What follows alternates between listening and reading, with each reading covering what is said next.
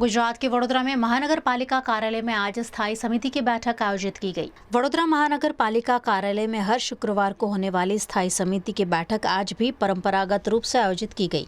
स्थायी समिति अध्यक्ष वर्षा व्यास की अध्यक्षता में हुई इस बैठक में विभिन्न विभागों के प्रस्ताव पेश किए गए। इस बैठक में पार्क एंड गार्डन शाखा, जनसंपर्क विभाग, टूरिस्ट शाखा, जल आपूर्ति प्रोजेक्ट शाखा, सेंट्रल स्टोर, सीवेज शाखा और रोड प्रोजेक्ट शाखा से जुड़े कुल 13 कार्यों को कमिश्नर की मंजूरी के लिए प्रस्तुत किया गया था।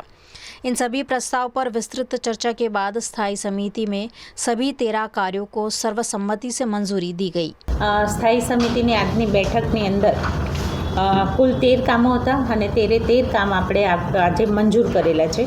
સૌથી પહેલું તો એક જે પહેલું કામ રહ્યું એ ટ્રી કટિંગ પશ્ચિમ ઝોનનું હતું, જેને મંજૂરી આપી છે પ્રી મોન્સૂન કામગીરીના અનુસંધાનમાં।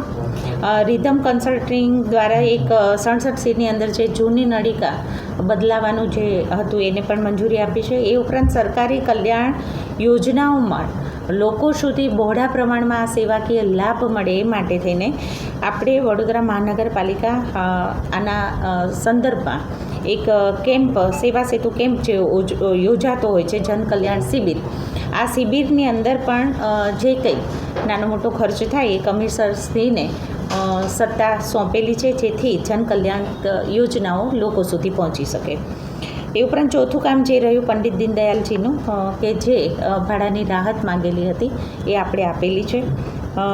પાંચમું કામ 67C મુજબ આપણે આજવા સરોવર, આજવા ડેમ જે રહ્યો એને ફિઝિકલ ઇન્વેસ્ટિગેશન માટે થઈને કામ જે કર્યું હતું સ્ટ્રેન્થન માટે થઈને એને પણ મંજૂરી કરેલી છે।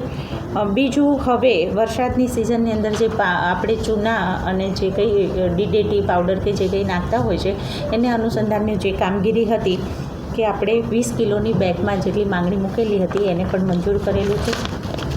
સુએઝ પંપ માટે થઈને આ કામગીરી અત્યારે પણ આપણા પ્રી મોન્સૂનની અગત્યતા હોવાથી દરેક 7, 8, 9 અને 10 દરેક ઝોનની અંદર સુએજ પંપ જે આવેલા છે એના ઓપરેશન અને મેન્ટેનન્સ 3 વર્ષ માટેનો ઇજારો જે હતો એને મંજૂર કરેલો છે।